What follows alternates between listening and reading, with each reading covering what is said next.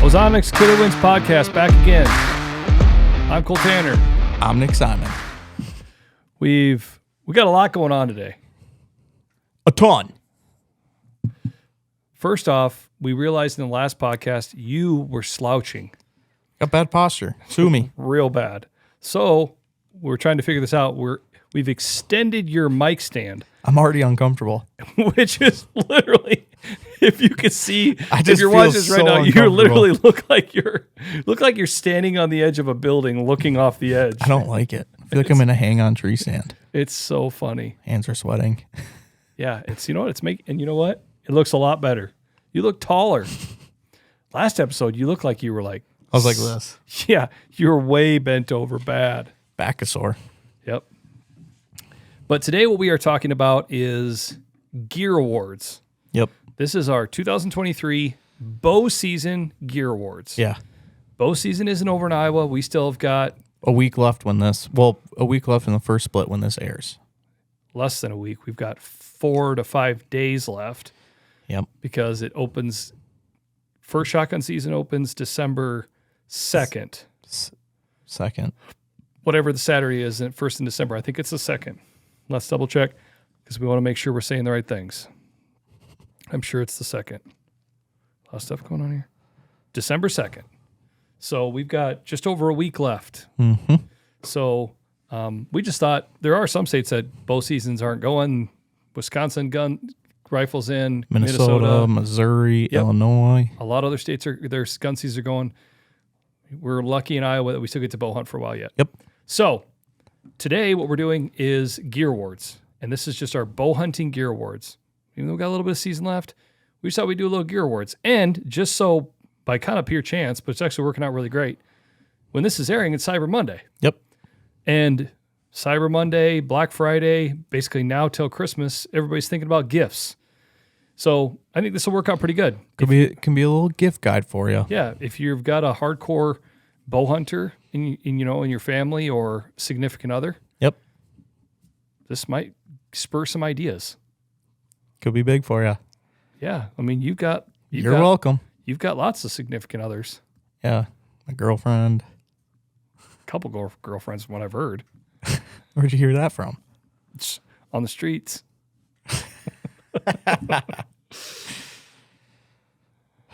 Anyway, okay, so I came up with a whole laundry list of awards.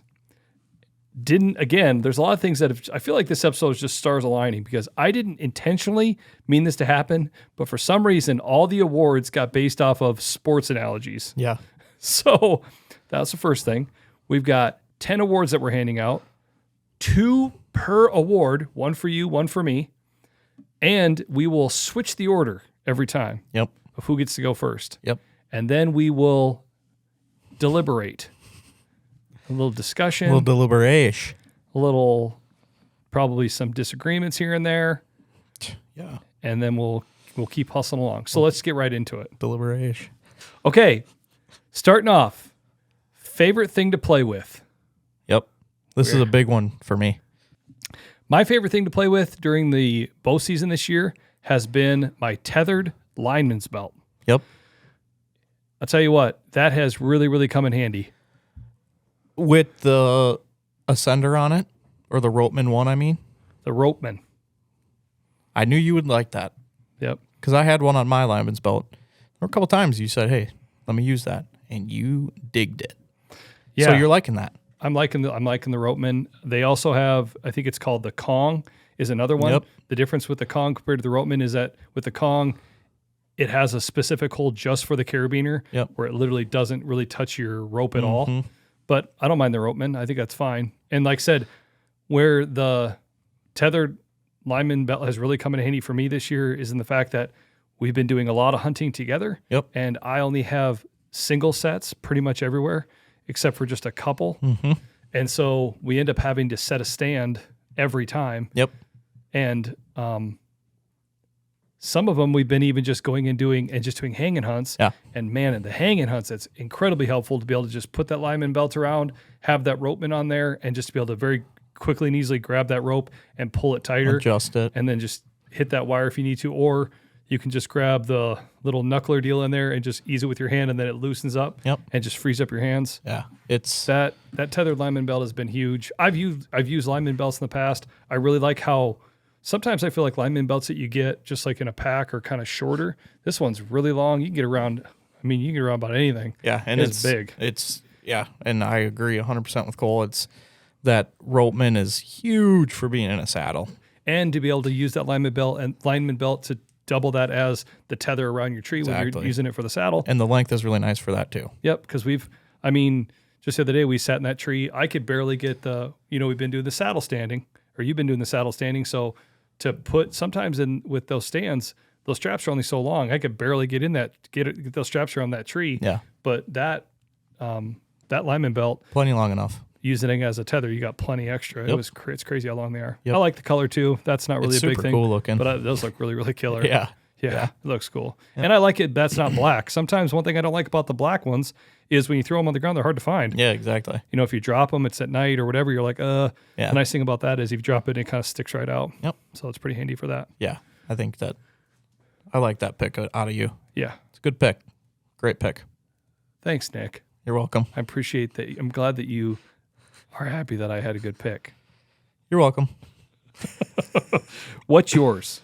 Mine is the Tacticam Reveal Cellcam app. Jeez. The app. That is 100% your second favorite thing you like to play with.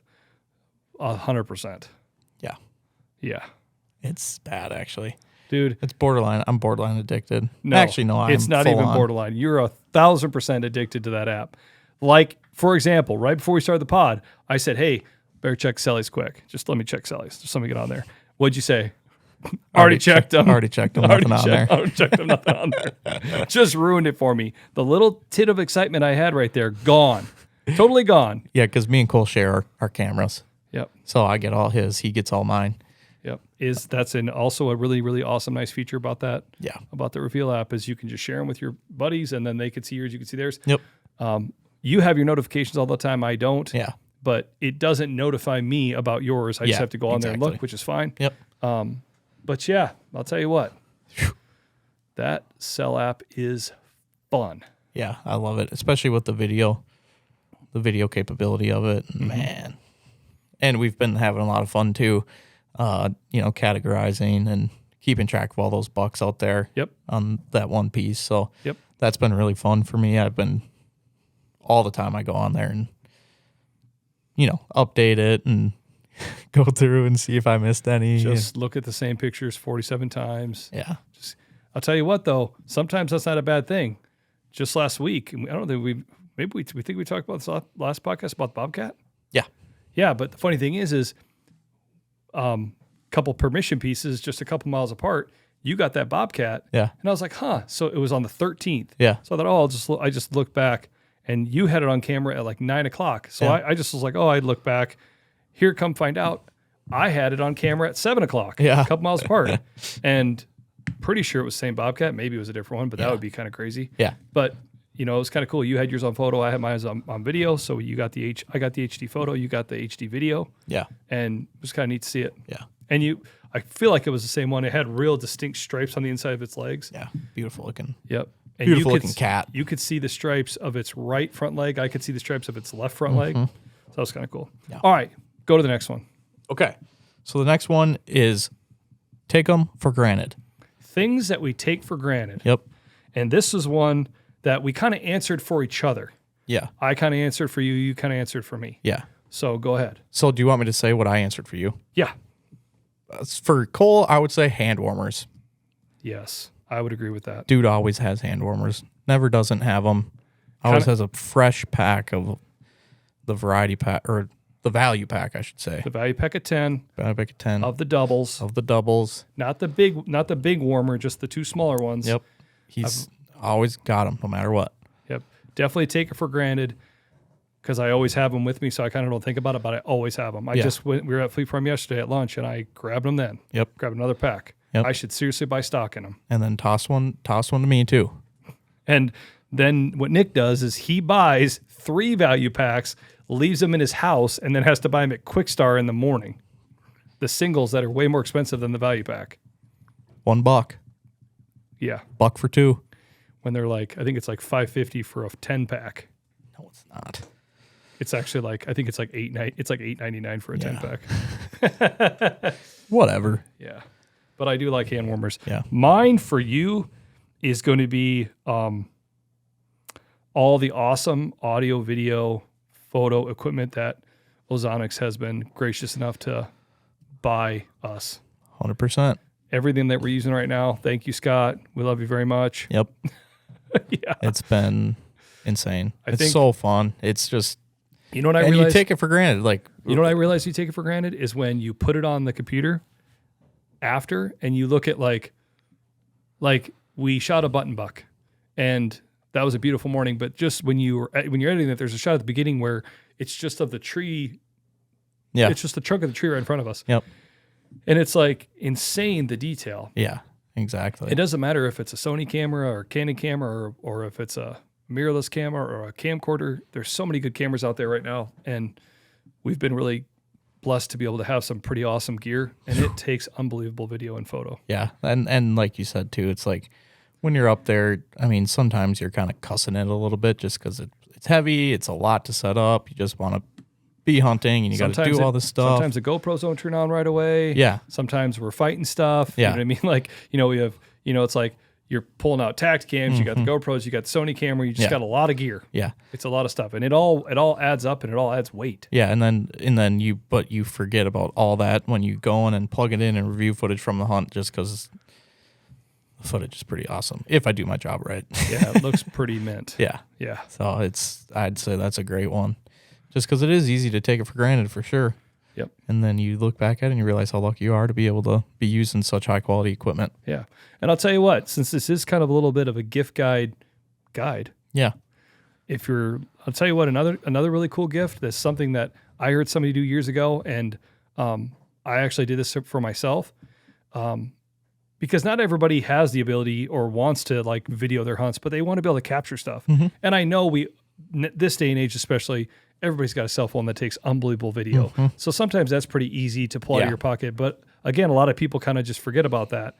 Or the other problem sometimes about when you're out there is it's a process of trying to keep your phone warm. Yeah.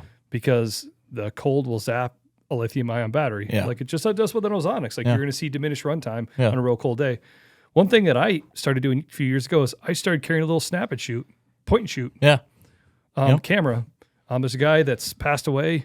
His name is Dwight Shue, and he used to do that. He was an avid writer for Bowhunter magazine.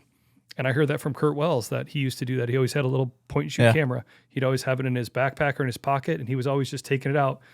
That's kind of a fun thing or fun little gift too. If you're looking for something for somebody that just like likes to be out there and likes to take some pictures or just wants to capture stuff. They don't want to have their cell phone all the time. Mm-hmm. Put a little point and shoot in your pocket or put it in the pocket of your backpack. It's always right there. That's what I did. Cheap, easy to pack. Yeah. Yeah. Easy to super small. run too. Yeah. I mean, and nowadays some of those are, just like your cell phones, the megapixels are great. Yeah. And you can take some really cool stuff. I do that a lot just for Jet. Yeah.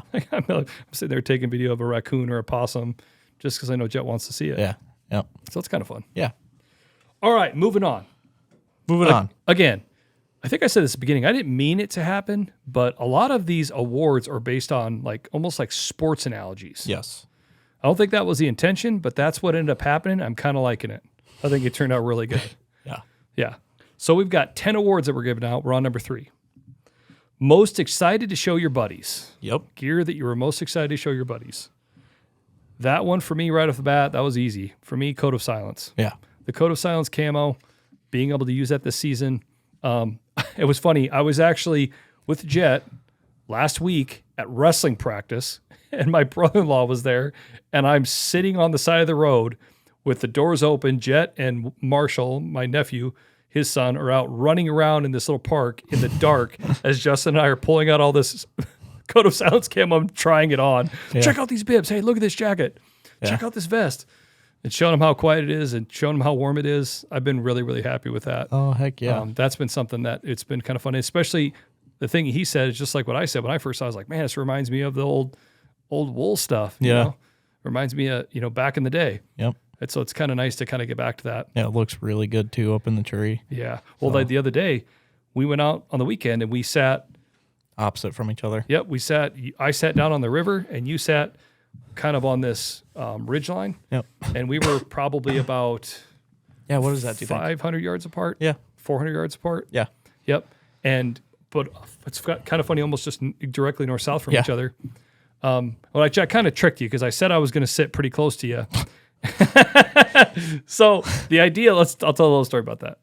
So the idea is Nick's been filming me a lot, right? Mm-hmm. And I feel like we both have been taking a lot of pride in that. We both feel like we're really trying to just like capitalize on it. And just kind of push through and trying to get something on video. Mm-hmm. And so we've been trying to get out there as much as we can.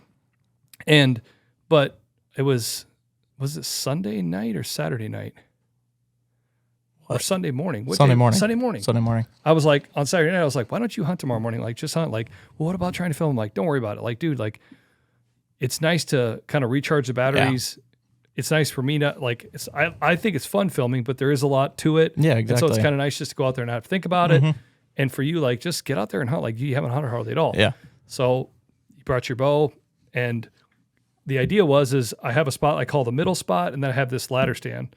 And the middle spot and ladder stand are only not but like 120, 30 yards apart. If that even. Yeah, 120, 120. Close. Yeah.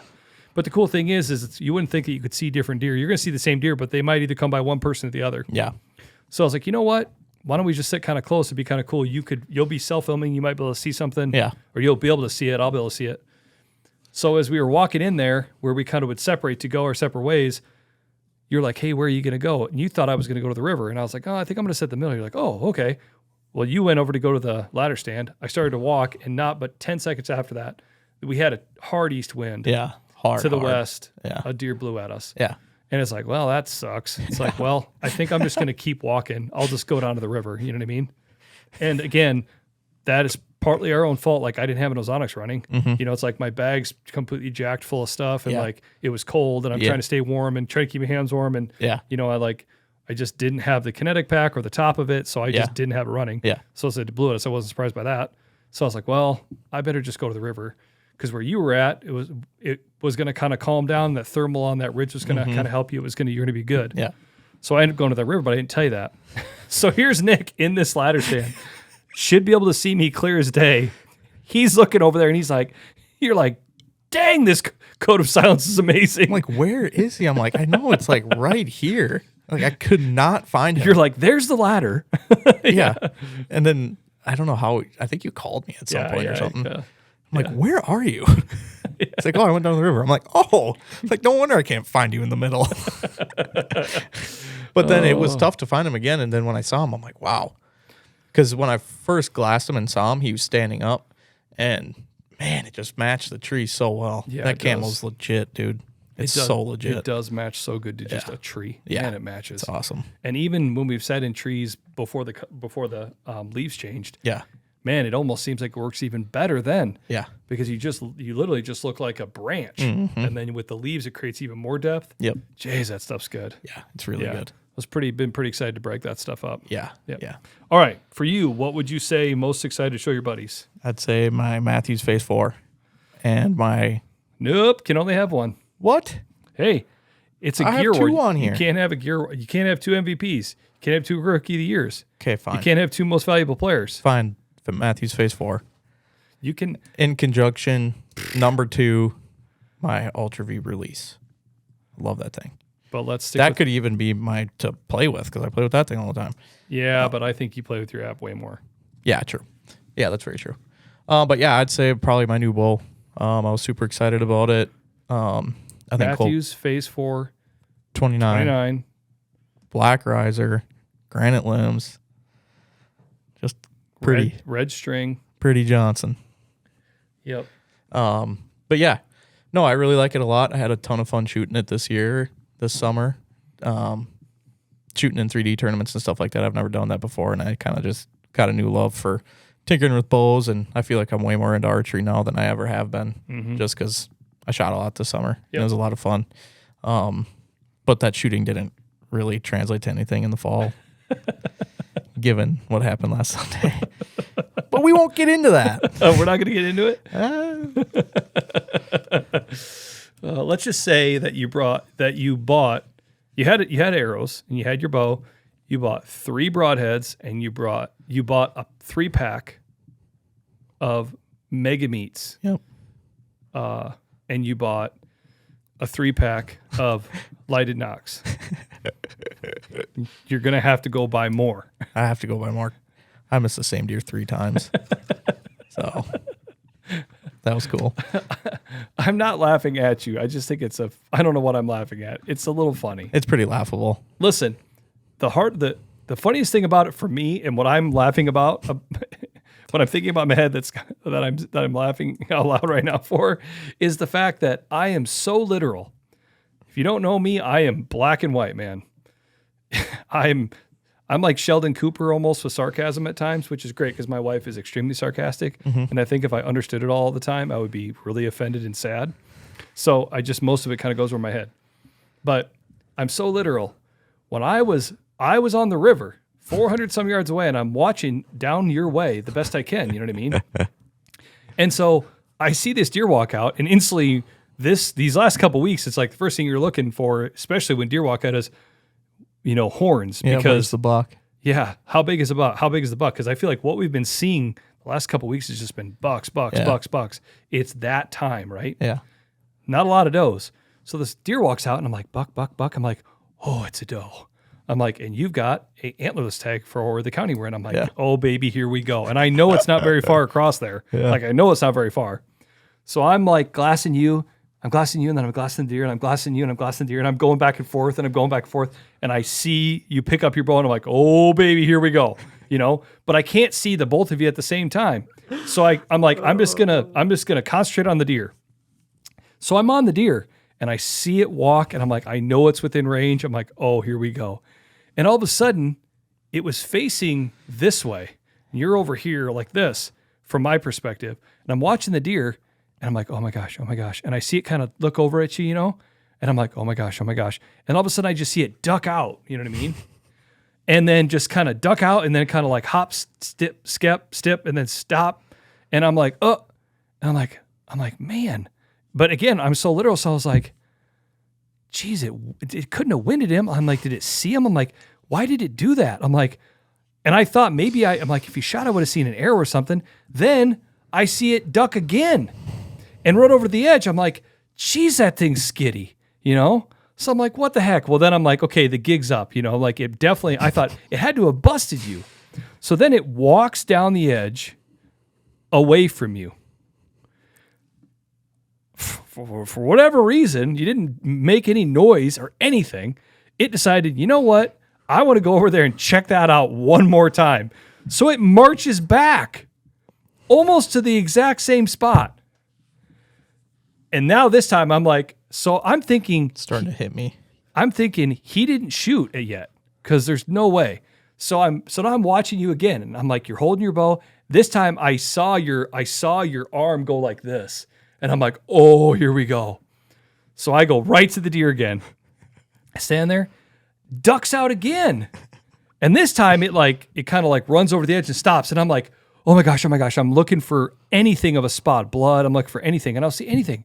I'm like, and it's still standing there. And it stands there. And then all of a sudden my phone rings. So I look at my phone, it's Nick. And I was like, so then I'm thinking, gosh, what the heck is going on? So he calls me. He's like, hey. And I go, first thing I say is, shoot the deer. He goes, I can't. I'm like, why not? I don't have any arrows left. I whiffed 3 times. Hey, listen, it happens. Nah, it was bad. Yeah. I was so shook up, though. Like I was telling Cole, it's so hard to be just so dialed in on the filming aspect. Like you just don't even think about shooting deer, and then you're put in the position. And I've never been so shook up on a deer in my entire life. And it was my first time shooting a thumb release, a 3-pin sight, and everything was just going down the toilet bowl. First time hunting with a 3-pin. Yeah. First time hunting with a thumb release. Exactly. You've been shooting the release. You've been shooting the 3-pin all summer since the day you got the bow and you got it set up. Mm-hmm. Been shooting it, but it, like we talk about, I've we've mentioned this before, and I'm actually writing an article that's called The Moment of Truth, and it's about the fact that we all spend a lot of time hunting and not as much time killing. Yeah. And, that takes practice too. Yeah, 100%. And just getting in that moment. Be in the moment, Yep. Yeah, so it was learning experience. Yeah, and I was like, dude, and I commend you for being willing to talk about it and being cool about it. Because like I said, dude, like I've missed. It sucks. Yeah, I mean, it's embarrassing. It's flat out embarrassing because it's like since we're on the sports analogies, through an interception, man, it sucks. You want to throw touchdowns. Yeah, it sucks to the interception. You throw it, and then you right away you're like, you know what you did, you know what you should have done. Yeah, but you did it. Yeah. And there was, looking back at the footage too, that was the thing that really sucked too, because it's a kind of a cool accomplishment to get something solo film, and the footage was actually pretty solid. And I mean, he ducked it for sure, but like I know better. I know that I need to aim a little bit lower and whatever. But I just want to tell this kind of funny part of the story. So I go through my first two. I shoot the first 2 arrows, and earlier that morning, I put my arrow on the string, and the lighted knock starts glowing right away. I'm like, well, gosh dang it. I couldn't get it to not go off when I put it on the string, so I just pulled the knock off and put it in my pocket. But before you did that, it was just getting first light. Yeah, and I'm like, your headlight's on. I'm like, your headlamp is on. Again, me being so literal, I look down there, and I see this red glow. So I call him. I'm like looking down the tree line. I'm like, oh, there he is. And I call him like, hey, ding dong, your headlamp's on. You're like, it's not my headlamp. It's my lighted knock. I can't get it to turn off. That thing was bright. Yeah, I know. And so I ended up just taking it off the arrow and put it in my bino harness or whatever. Well, I go through my next 2 arrows that I had lighted knocks on. I grab my 3rd arrow. Because going into it, I had 3 arrows with 3 lighted knocks and 3 broadheads. So I'm like, well, I got one more chance, baby. Here we go. You're thinking, there's enough for 3 deer here. So I pull the last arrow out. I'm sitting there trying to get it on. I'm like, why? I looked up, I'm like, oh my God, I don't have a knock on it. So you didn't have a knock on it. I didn't even have a knock. You didn't replace the knock. I didn't just replace took it off. So I'm like, there's no way I'm going to get 3 shots at anything. It's whatever. And so as this deer is standing out in front of me at 40 yards, I put my arrow back in the quiver, pull off just a regular green knock off of another arrow in my quiver, put it on there, put the arrow on, draw back, miss again. So, did you have the GoPro above load down? Yeah, I had it rolling. Yes! I had it rolling for everything. I did. So we've got it all. Dude, hey, it happens. Yeah, I know. It's just, I haven't even seen that video yet, but I know I'm trying to just kind of keep it to myself. But too late now. Cat's out of the bag. Yeah. No, yeah. No, it was. I was pretty bummed just because I've been wanting to fill a tag in Iowa since I've gotten into hunting, which is years and years and years. It's just everybody's dream to hunt Iowa. Now I'm sitting there hunting a private piece, and I just whiff it, just totally foobar the entire thing. It's all right. So, but whatever. I'll tell a quick story. When I used to guide in Colorado, I was guiding a guy turkey hunting, and this guy was a very accomplished bow hunter. He had done a bunch of really, really cool stuff, and I'll keep it kind of vague to not lead on to who it might be. But he's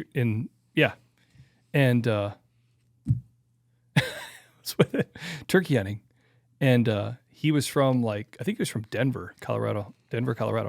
Anyway, kind of an older guy, real nice guy, super happy and like super smiley, like really, really nice, super excited to be there. And he knew a lot about bow hunting history, which I really enjoy because I really enjoy that. And so we got to talking and we were bow hunting. He was bow hunting. I was guiding him for turkeys. So I'm sitting with him in the ground blind trying to call these birds in. He's shooting a recurve. Bird comes in, just on a string, just comes right in, struts right in, perfect. Stands there, kind of turns back. He draws back and just misses it by a mile. That didn't even hit a feather. Yeah. Here's the bird, pew, over here. I was like, whoa, And he just laughs and he's like, and the bird runs off. And it's like, okay. It's that kind of sucked. And then that afternoon, same thing. Yeah. Another bird comes in, misses again. Yeah. Next morning, we go out, misses again. By the third one, I'm kind of getting I'm like, dang, man, dang, is everything okay? I'm and I was shooting a recurve too. So I'm there wasn't anything to check. Yeah, you know what I mean? It exactly. wasn't the bow. Yeah. And it was funny because he could tell that I was getting a little frustrated. I'm like, Mm-hmm. come on, dude.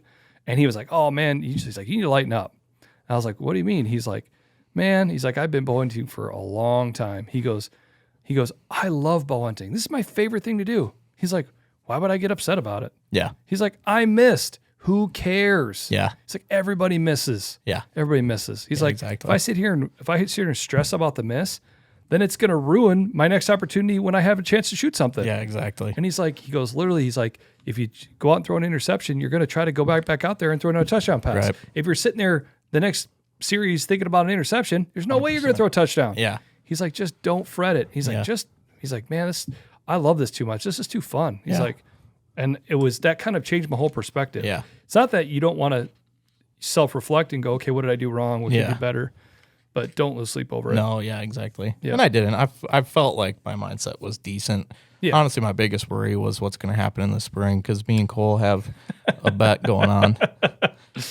So I'm sure most of you viewers, all 10 of yous, The 5 people that watch can this. tell that I got a mullet. And Cole bet me that I have to Here. leave my mullet. Take your headphones off and take your hat off so we can actually see this thing. Check that out, boys. That's sick. But yeah, the bet is that I have to keep this thing rocking strong till I shoot a turkey with my bow this spring. And hold on a second. Let's be more specific. You have to grow your mullet until you kill a turkey in the spring. Yeah. Not the spring of 2024 specifically, the spring. Yeah, so that could be the spring of 2025. could be 2027. It could be a long time. You could have the world's longest and greatest glorious mullet if this doesn't go the right way. I know. I feel like there's more pressure on you Nah. because of that than the idea of shooting your first turkey, and then especially shooting your first turkey with a bow. I know. Yeah, so that was the first thing that came to mind. So I love got that. 2 weddings next year. Dude, listen, there's 2 things. Not good. Listen, chicks dig scars and they dig mullets. Yeah, exactly. And if they don't dig mullets, guess what? She's not for you. Yeah, Okay? exactly. She's not the one. She's not the one. She's not the I one. made up those 2 things right there, but that's the way it is. Yeah. Okay, let's move on. We're getting Let's way off move subject. on. Okay. Next one. What You're is up. it? I'm up. So next one we have Rookie of the Year. You're getting way out of order. One but Oh. not the other. Yikes. Okay. Number 4. Actually. He's I went to 6. All right. Okay. number 4. Do you want me to just take over the Nah. No. Nope. We're good. You got it? One, but not the other. Okay. One but not the other, meaning Meaning something that Cole uses a lot religiously that you've noticed that I've noticed. and vice versa. And what I would say for him is just hang on tree stands. Yep. That's all he uses, minus the one ladder stand that we've sat in one time and I've sat in it another time. Or the ladder. Or double tree stands, Yep, I guess. and that's really because of Jet. Yeah. And so, that was just one thing that I noticed. I mean, that's all of his sets basically. And it's, kind of unique just because I've never really hunted with anybody like that. So Collected them over quite a few years. Yep. A lot of hang-on sets. Yep. Yep. Exactly. I like hang-on sets. I like the idea, of, and again, this is just the placebo effect, most likely, or just my rationale of not having a ladder sticking on the ground. Yeah, exactly. You know what I mean? A lot of times I try to hide sticks or hide steps on the back, or when I climb up the tree, the deer just Pretty bulletproof. Yep, you're pretty just up there. They don't really know you're there, which I think leads kind of into mine for you. Yeah. And for you, I would say tethered saddle. And or saddle hunting in general. Yeah. I think that, and it's weird. I think we had this conversation earlier. I feel like I'm kind of right on the cusp of, this generation that just tree stand hunts. You know what I mean?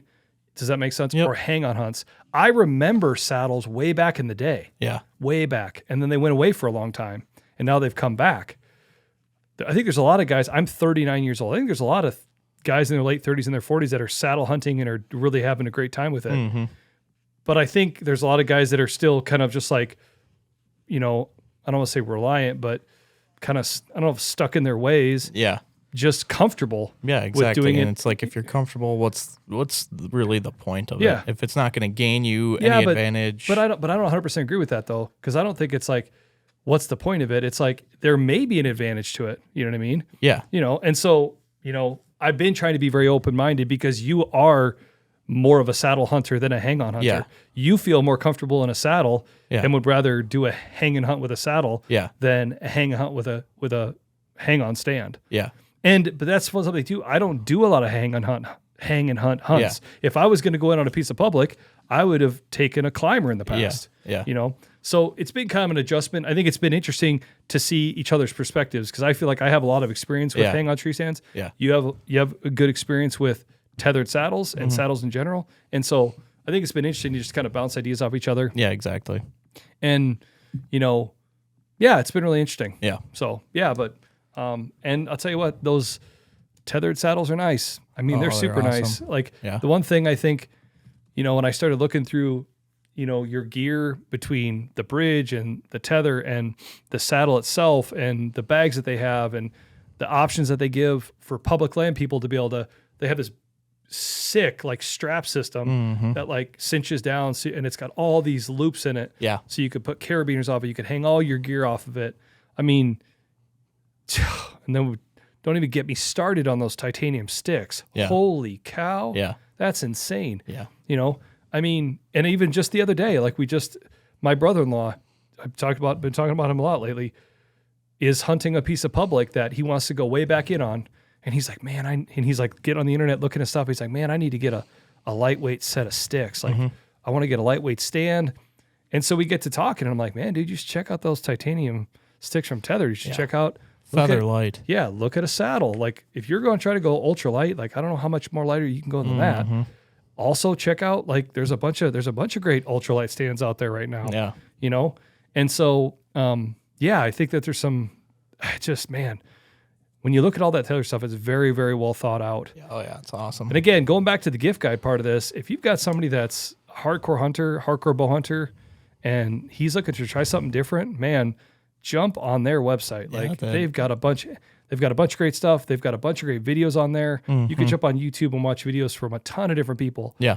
That show their setups and how they do things. It's really the thing I think about that's cool too, that I think does kind of pull me into it, is the idea of kind of the customization that you can do. Yeah. On kind of making it your own. Yeah. Everybody kind of has their own way of doing it. They have little tricks. Just like I have kind of my tricks of how I hang sets, how I use a climber. Yeah. Same type of thing. Yep. So it's been interesting. Yeah. Yeah, I've been really enjoying this. I'm rocking the Phantom XL saddle. I love it. I really like it. Super comfortable. Like you said, it just works well. Yep. It just flat out works really good. Yep. So. All right, next down the list, number 5. Ride the bench. Ironically, we just talked about that a minute ago. Yep. Ride the bench, meaning stuff that in years past we really, really swore by that we haven't really used much this season. Yeah. Okay. And for me, I say the thing that's been riding the bench for me a lot, which I've been kind of surprised by, is climber tree stand. Yep. Man, I use my climber a lot usually. Yeah. I have a Lone Wolf climber. I have had that thing for 10 to 15 years. I've replaced the straps now twice. You're supposed to place them every 5 years, and I'm on my third set of straps. Yeah. So it's been between 10 and 15 years. I've had it for a long time. Right. I've had it since I was in college. Man, I've had it for a long time. Yeah. You made one sit out of it this year? Yep. Just one. One sit. Yep. And that was and it was funny. It was only because it was the day that I didn't go with you. Yep.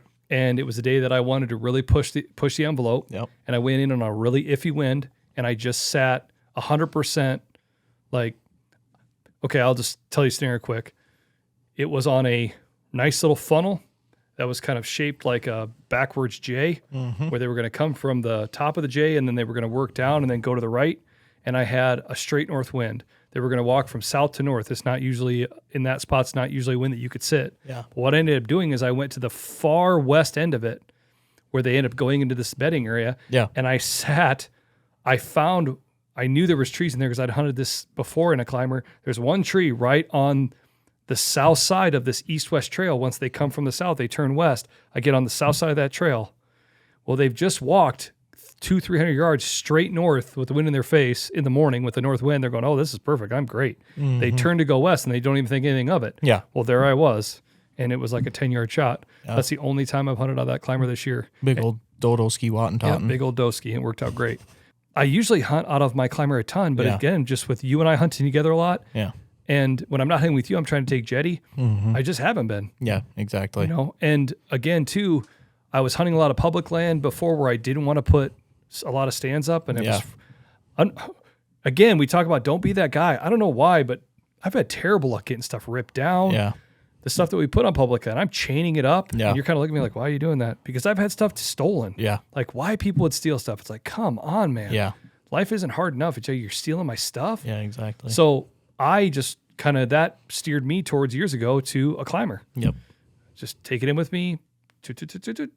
And there you go. And then it's done. Yep. But again, I just haven't used it. Right. Just that one time. Definitely been riding the bench for me. Yeah, without a doubt. Yep. All right. For you riding the bench. For me, I would say once again, Matthews Phase 4 bow. See, you should say your release. That's what you should say because you used your Phase 4 as your. Yeah, that's a good point. What'd you do your Phase 4 as? You did that as your most excited to show your buddies. Yeah. So you'd say, let's say your release. Yeah. Because you've been riding the bench. Yeah. Yeah. I just like we were saying before, just haven't been behind the bow a lot this fall. Well, and it's like I always joke when we'll meet people out there here and there, like when we're at the consumer shows and things like that. I'm like, man, you've got the dream job. And I'm like, yeah, I do love my job. I love my job. But there's a couple things you need to know. If you love to hunt, don't work in the hunting industry. Don't be a game warden. Don't be a taxidermist. Yep. Don't be a cameraman. Yep. Don't own an archery shop. Yep, exactly. Because, or probably be a farmer. Yeah, exactly. Unless you can get it in early and get it out early. Yeah. Because sometimes it definitely conflicts. Yeah. And so with your day job, being a quote unquote content creator and trying to video and film and photo, there's a lot of times where, you have to make a lot of sacrifices in that regard. Exactly. And it's like, another thing too, I've been thinking about a lot this year too, is like, I kind of had the feeling that I'd probably be able to hunt just a little bit more this year. Yeah. And I think a lot of it comes down to how the year goes between me and you. Yeah. If you take out October 1st, I'd probably get a couple more chances maybe. Yeah. You know what I mean? There's so many things that.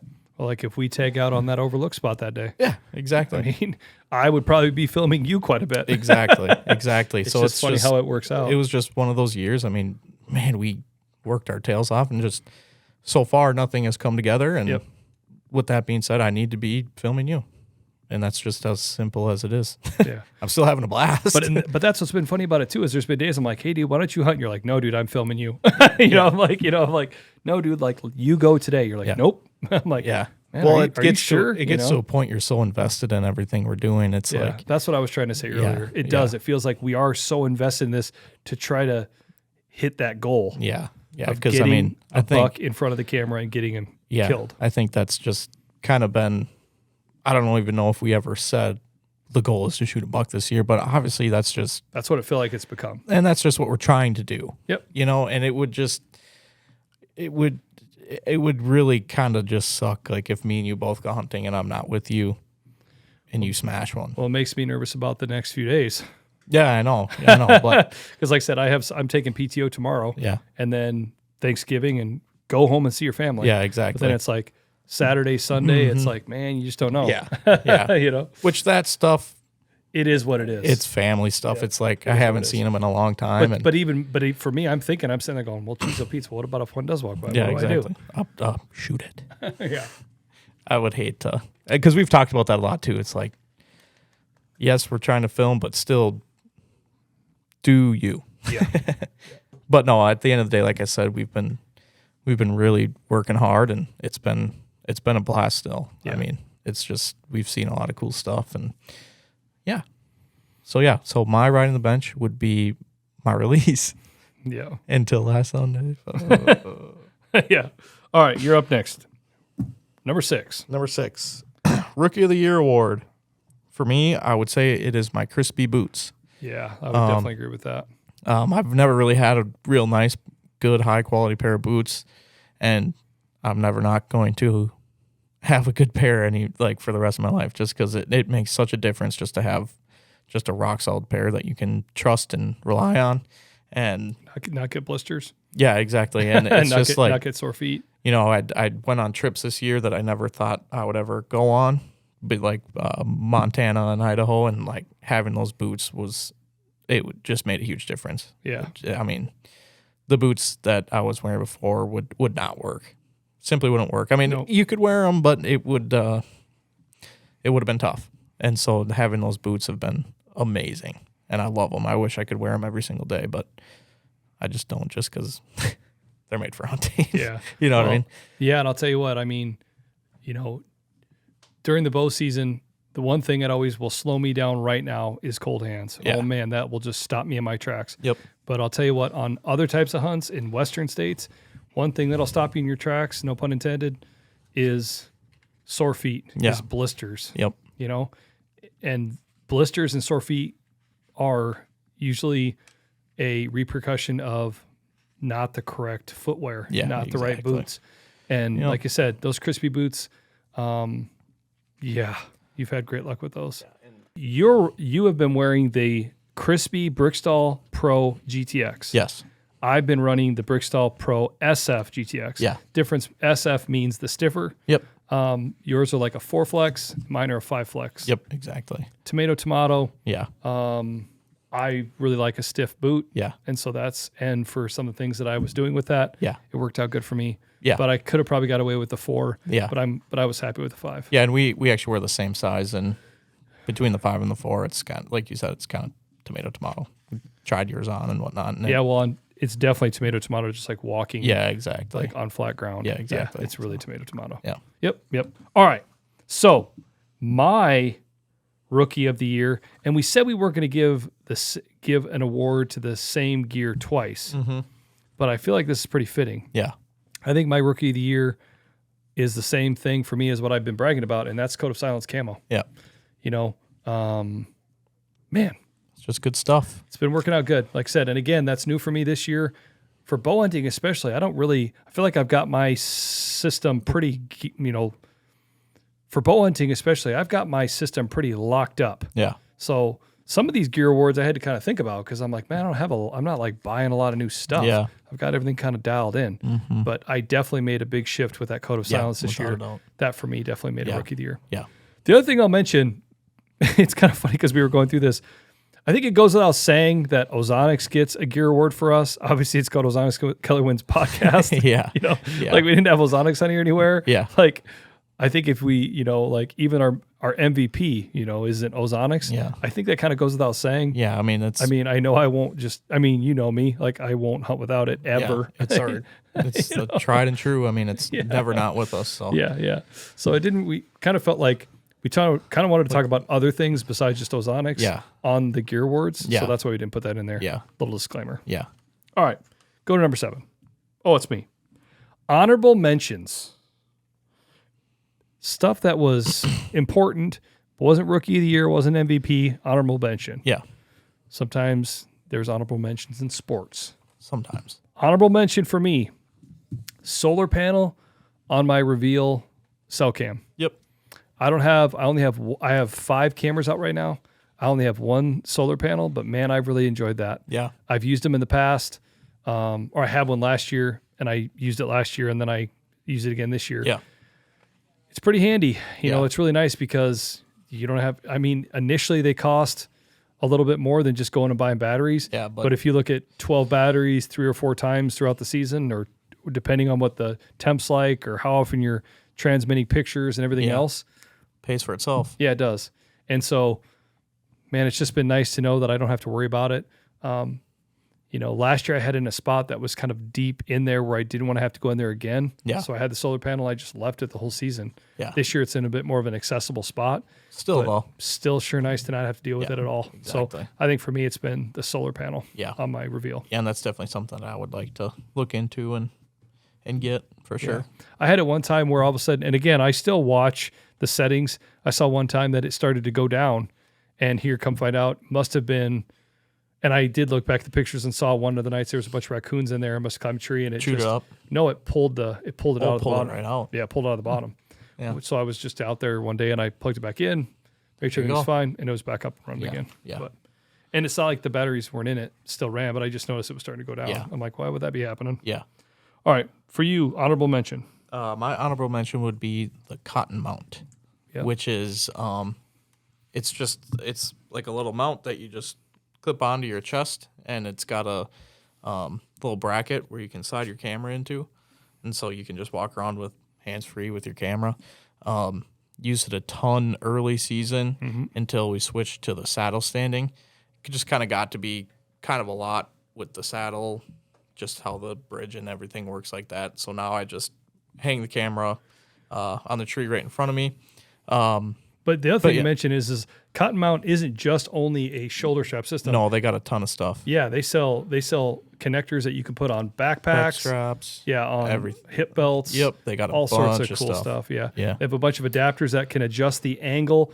So like you have two different actual mounts. You've got one mount that one of the Cotton mounts makes it so the camera sits very flat. Another one actually makes it so it sits more at an angle. Yeah. So it feels like the camera kind of is like pushing against you. Yep. Because at first when you start using those, and with some lenses, if you don't have a very big lens, you would rather kind of have the camera angled more down at you because it feels like it's more pushing against you. Yep. If you had like a 16 to 35 or a 50 millimeter prime, it's really short. But then like that 70 to 200, if you happen to be putting that on a cotton mount, you probably don't want that pushing against you. So you have the flatter one going on it. Exactly. And so, there's a bunch of options. Yep. A lot of people don't know about those cotton mounts. That's a cool thing to check out, especially if you're trying to do stuff where you're running maybe multiple cameras. Yep. You want to have one in your hand, but you want to have one here. You want to be able to switch. Yeah. You'll see guys that will just have one here, then they'll just take the one off, clip it on, and then their hands free again. Yeah. It's a great way to be able to work with multiple cameras at one time. Yeah, and it's really nice in the stand. Just like, you can be filming on the camera arm or whatnot, and if Cole's doing something or whatever, I'll just pop that off, film him for a second, pop it right back on, and then it's done. Or hiking, man, it was super handy when you're hiking. So nice. It was to be able to put your pack on, and then just if you need to get your hands for something, or you've got a trekking pole, or you're trying to climb up something, or work up a steep ridge, just to put that on there, and it's going to stay. Yeah, I use that a lot in Idaho. Yeah, it's pretty cool too. A lot of people don't. Just so people understand, you actually have to. The way the mount works is you turn it this way, you put it in, and then you turn it this way, and then it locks it in place. Locks it in. Yep. So when you take it out, you have to take the camera, you have to turn it 45 degrees, then pull it out. Yep. So it just doesn't want it won't just like come off. Yeah, exactly. I mean, you could run with the dang thing. Oh yeah, it's not coming off. Yeah, it's pretty awesome how that thing works. It's a sweet little rig. That's a pretty sweet setup. Yeah. Okay. Now we are on to number 8. Surprised it didn't make your list. Again, this is one we're doing it for each other. Yep. And so one that I would say for Cole is his Arctic Shield boot covers. Yep. I wear those a lot. Yep.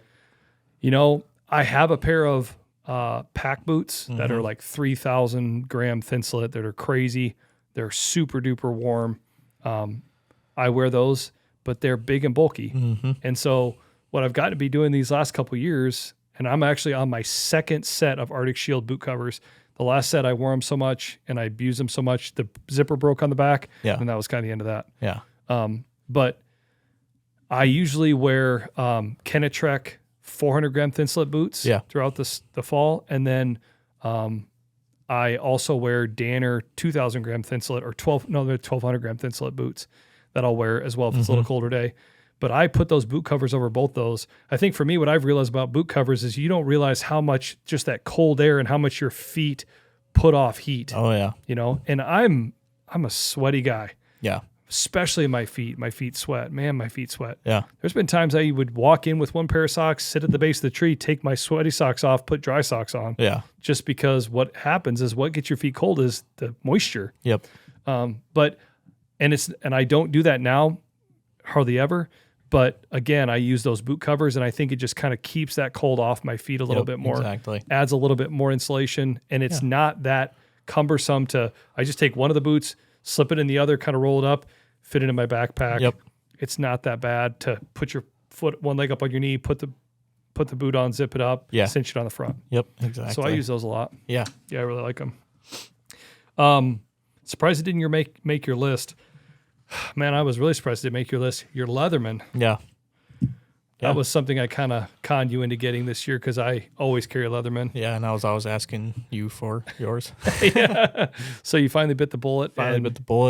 Use it a lot still. Leatherman titanium charge is what you've got. Yep, it's really, really nice for just tinkering with camera equipment and just everyday stuff, Notching some tags. It's got a sweet pair of scissors. Yep. I used it the other day when we notched that tag on that button buck. Yep. That's kind of that's actually really handy. Those scissors are handy. They are sharp. Yeah, really sharp. It can go through just about anything. Yep. And the knife on that Leatherman is sharp. That's S30V steel. Yep. And that's a sharp knife. Yeah. Yeah. So it's still something that I carry every single day. But yeah, I guess I don't know why it didn't really make the list, but yeah, I use it. I still use it a ton. So, All right. Number 9, free agent you want to sign. Some stuff that you're eyeing. Eyeing up, boys. As the season goes on, you're going, man, I wish I had this. Yeah. Man, I wish I had that. Yeah. So, again, gosh, if we can only pick one. Do all 3. No. I'll let it slide. I was holding your feet to the fire earlier. No, it's fine. That's fine. I already forgot about it. So I just reminded you. I'm going to say my thing that I've been thinking about, free agent I've been looking at, is an e-bike with a trailer. Yeah. And it's funny because I never thought I'd say that because I think when those e-bikes first came out, I was just like, I don't know that I see the point. Mm-hmm. I didn't see the value in it we always talk about features, advantages, and benefits. Yeah. The features for me didn't lead to advantages and benefits the way that I hunted. Does that make sense? Yep. But I'll tell you what, the more time goes on, I'm like, man, that would be handy. It kind of comes back to the old adage, like you'd rather work smarter rather than harder. Yeah, exactly. There's a lot of times we work really hard all the way in and all the way out.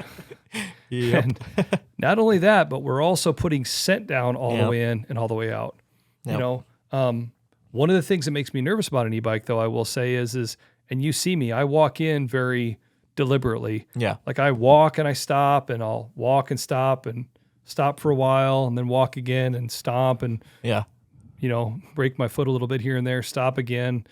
I'll get 10 yards from the tree stand and just stop, because deer don't just walk in. That doesn't sound right when it's walking through the woods. Yeah. That doesn't sound like a deer. No. That's not what deer do. Even squirrels, right? They don't do that. Like they stop, And so that's just how I was taught. Yeah. And so that kind of makes me a little nervous about an e-bike, about just the fact of like that rolling, tires rolling and kind of crunching leaves constantly. Yeah. But the thing I will say too, to play devil's advocate on myself, is it seems like, well, obviously they don't have a big motor. They're really, really quiet. Yeah. And the thing too is you're not putting odor all the way in. Yeah. It's just that rubber wheel touching the ground. My feet aren't touching the ground. It's almost like I always joke, like, man, I wish I had a zip line. I could just like ream over to my stand. Yeah. Maybe an e-bike is the next best thing because I don't have to touch the ground. I can just zip right in there. Yeah. And you've had experience using e-bikes with Midwest Whitetail. Yeah, they're awesome. Yeah. And just here and you'd be like in spring turkey hunting, you're like, oh yeah, dude, we could just like zip right in there with one of those. Like we did that last fall. You just jump on them and you literally just like sit there.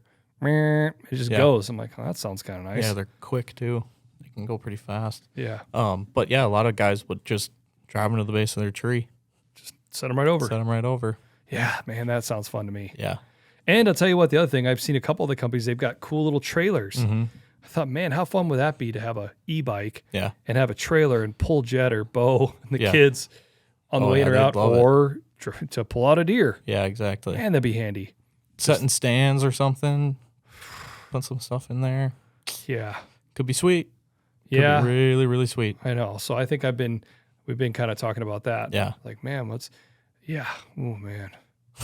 I know. See, I'm getting all fired up. That'd be fun to get an e-bike. I know Tatum asked the other day when I went up for Christmas, and I was like, can that be like 3 years worth of Christmas presents? Yeah, exactly. Yeah. All right, what's it for you?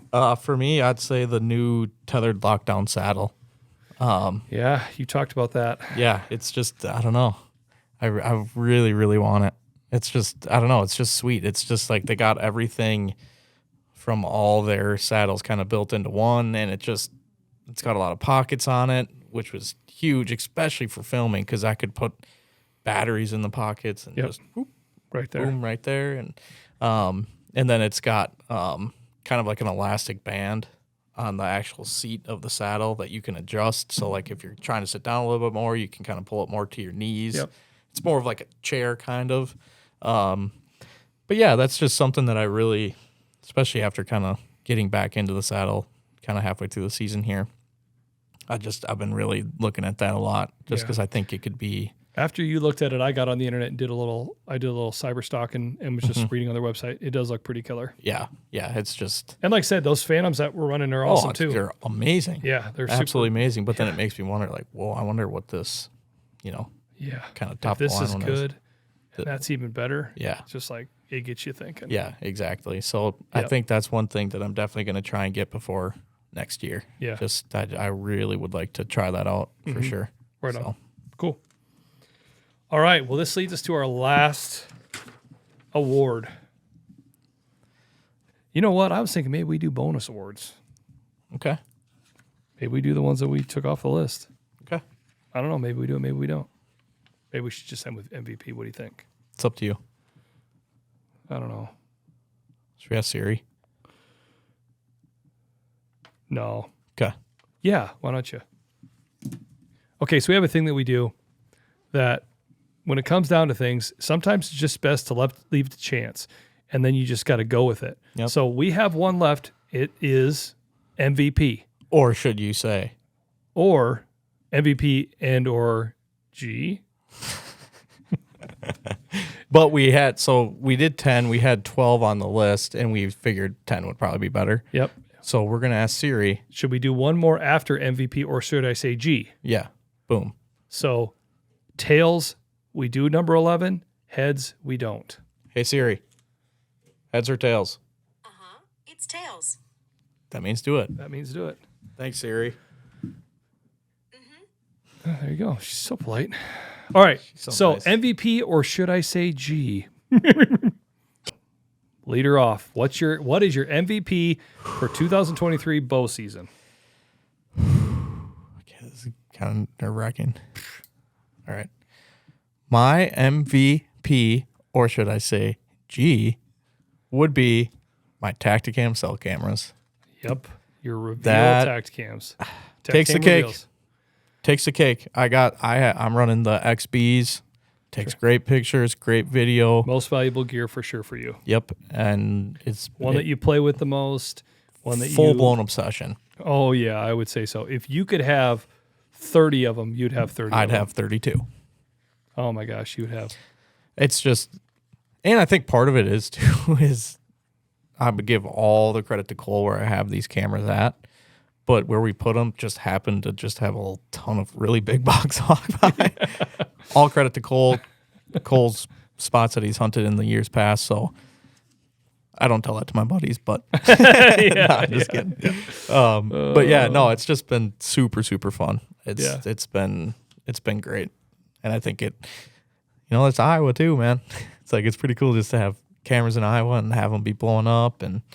You just never know. Yeah, exactly. So you never know when you open the app when all of a sudden you're going to see something new or something cool. Yeah. I mean, that other day we had that doe jumping over that creek. Yeah. Yeah. It's just all of a sudden it's like midair. It's like, oh, Yeah, exactly. Yeah, getting a bobcat on camera. Yeah. Getting some absolute slobs on camera. Yeah. Yeah. It's really cool. Yeah. So between the video and being obsessed with the app and, seeing a lot of good deer, it's by far, without a doubt, my Tacticam cell cams. See, I would argue that you would have to really, really. So here's a question for you: what do you enjoy more, the cell cams, the app, or receiving the HD videos? Receiving the HD videos, not even a question. Oh my gosh, that's the one thing. Every time you get a deer on camera, you are clicking HD video as fast as you can. It is so funny. Yeah, it's I think I've you HD video every deer. everything. Not every deer. Just about. Not Dodoski wontons. Unless if I think there might be something chasing her behind. A lot of times it ends up just being a butt of a doe running and then nothing else for 15 seconds. Yeah. But you just never know. Like you said, there could be a Mongol. Yeah, it's worth a shot. All right, so my MVP, or should I say G, seems kind of random because it doesn't seem like it would be that important, but it's really, really come in handy. This whole season has been the paracord that I wrapped on the Novik stand that you've been sitting in. Yeah. And or quieting down the stand that you've been saddle standing in and or sitting in the entire season. Yep. I think what we dealt with at the beginning of the year was that setting up the double set off of my already sets was just really, really loud. Yeah. It was you unintentionally, and those stands are made quiet already. But when you're pulling it up, and you're already got another tree stand there and it clanks against the aluminum, man, that is not the sound that you want to be making in the deer woods. Yep. It just sounds like an alarm going off. Mm-hmm. And so I started thinking, I'm like, man, how do we quiet this thing down? Yeah. And I know that they make, and we've got some, and I have some, it's these stealth strips. It's this tape that really quiets things down. Mm-hmm. And I've used that on the camera arm and that you're using right now, and I've used it on other stuff that I have. So I ended up wrapping the bar between the platform and the seat with that silent tape. Yep. And then I ended up wrapping paracord around the outside of the platform and on the outside of the seat. Yeah. And it took a while. Yeah. It ended up being 175 feet of paracord. Yeah. Amazing. So if we ever need a piece, we've got some. Yeah. Yep. But yeah, I think that has been pretty valuable to the season because since we've done that, I think we've really been able to, and again, I don't think it's not that we haven't been clanking it against things on accident now too, but it just doesn't make any noise. Yeah. And if it does, it's a lot. Instead of a high pitch like ting aluminum, it's more of like just a dull thud. Yeah, exactly. I think that's just where it really, really comes in handy. Yeah, no, it's made a huge difference, I think. Walking through brush, walking through grass, it just doesn't make that aluminum sound. It's more of just a thud. Yeah, like you said, even walking in and out. It's made a huge difference. Yeah. Because when you're walking in and out, I mean, a lot of times that platform will kind of open up just a little bit, just enough to make that noise. And it'll hit back together. Yeah. And it just ding, ting, and now it doesn't do that. Yeah, it's just a completely thud, quiet. thud. Yeah. Yeah. Yep. So no, I think that's a great pick. Yeah. Yep. All right. So Siri decided we have to do it a bonus. Yes. So the bonus is Old Reliable. Yep. So I'll let you go first. Okay. My Old Reliable is my Green Bay Packers sweatshirt that is hanging on by a literal thread. That is like paper thin. It's you can paper see through thin. it. You can see through it. I don't think it's really doing anything from an insulation property perspective. Doesn't do a thing, actually. I don't know. It might make me colder. Yeah, probably does. Because you wear that instead of putting something else on. Yeah. But yeah, no, it's my dad's sweatshirt from like 1990, I think he said, or early 90s. And he's just kept it, and then I just started wearing it. I actually got a picture that we'll put up. I shot a doe in 2017, and it's me sitting behind the doe with that sweatshirt on. So, so yeah, I don't know. I always kind of ran with it, and I like wearing it hunting. So, yeah, that's cool. Yeah, it's like Cole said. It's really beat up. Yeah, it is. but yeah. So that would be my Old Reliable. That's good. I like that one. Yeah. My Old Reliable, I think we know what it's going to be. Everybody knows. It's my Kuyu hat. Yep. I look back at my phone. I have been wearing this hat since my birthday of 2016. I started at Ozonics in August of 2016. So I've been wearing this hat for about 6 weeks less than I've been working at Ozonics. Yep. That is pretty crazy. But this hat, it's starting to get a little worn out. The bill is really starting to get worn in. There's a real, I don't know if you can see it on the camera. There's you can see a shimmer of shine on there. If I for some reason decide not to wear this while I'm hunting and I put it in the bottom of my pack and I pull it out later, it's cold. It will take the form of whatever position it's in, and I have to like stretch it back out to get it back on my head. Yep. I don't know why that is or what that is that's making it do that. There could be something growing in here. I've become nose deaf to the smell. I don't think it smells at all, but everybody else tells me it smells terrible. Actually, I almost ninja chopped you in Idaho. Yeah, I know. Because you undid the Velcro on the back. I know. Oh, my goodness. I know. I really... Here's the story. Oh, my goodness. He told me to clip it on his backpack, and I do that all the time with my hats. I clip them on my bag. Yeah, because we were walking out, it was hot, and I was like, I'm going to take my hat off my head. I do it all the time. This isn't really breathable. No. And I do it all the time. Well, all mine have snapback. And so I always just unsnap it and then put it back in. And so I just grabbed his hat and just did it without even thinking. And he was just like, oh, no. Yeah, I was like, oh no. And I'm like, what? Yeah. He's like, don't undo the Velcro. I'm like, ooh. This Velcro has been through the ringer. Yeah. There's not a lot left. There are a few times I thought I was going to have to start taping it. Yeah. So you'll see me once I'm always like pinching it back together. Yeah. But yep, it's funny on the inside. You'll see it'll be on this side. They've kind of worn off now, but when we were remodeling our house, I was doing a construction. I built a fence in the yard. I always take a pencil and I put it in my hat. You can see the pencil marks on the inside. It's my favorite hat. Yeah. I get a lot of flack for always wearing this hat. Out of respect, I put an Ozonics hat on for the podcast. Yeah. But 99% of the time, if I'm not sleeping or at church or doing the podcast, this Kuya hat is on my head. Yep. Yeah. Yep. It's a pretty prized possession. Yeah. It'll be a sad day when it wears out. Yeah, the hat that I'm wearing right now is nowhere near that old, and it's starting to look really gross already. Yeah. Yeah. This is just, and you know what? This is actually clean. It got rained on the other day and washed it off. This is actually the best it's looked in a while. Yeah. But it's really getting ratted up on the front real bad. Yeah. I think that's what'll be the all in on of it, honestly. This is going to keep wearing out. But it's really held together pretty well. It's got I think it's got some sort of like ripstop material. So it has never ripped. It's starting to get a couple spots that are starting to wear a little bit. But man, she's real good. So when that one's done, what are you going to do? I don't want to talk about it. Do you think you'll just get the same style hat? Tatum was ahead of you on that. She thought, I'll get you another one. You can start wearing a new one. Nope. Tried it on. Don't like it. All right, so you already got one in the on deck circle. Yep, and it's could be in the garbage circle because I don't want it. So he's in the hole. Yeah, don't even talk about it in front of this one. He's on the injured reserve. It's okay. He's still in the farm system. Yeah, but I have one already, and then you know what's funny is we were at the Harrisburg show, and those guys, Kuyu had a booth there, started to have a booth there, and so the first year, I just jokingly walked over. And I guess at the consumer shows, there's days that I will put a Ozonics hat on. Yeah. Anyway. But I walked over there. I said, hey, guys, I want to show you something. I said, check this out. I said, I've had this hat for a long time. Yeah. I said, look at how nasty this thing is. And the guy walked over. He's like, oh, yeah, that's pretty gritty, And then he walked over and he grabbed me a new one. And he's like, here you go.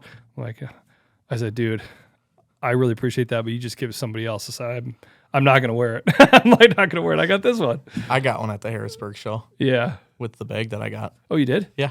It's at my house in Wisconsin. That's cool. But I can't wear hats like that. Yeah, Nick can't wear unstructured, normal people hats. He's got to wear, I don't know, it's structured Richardson only. Richardson hats are the best.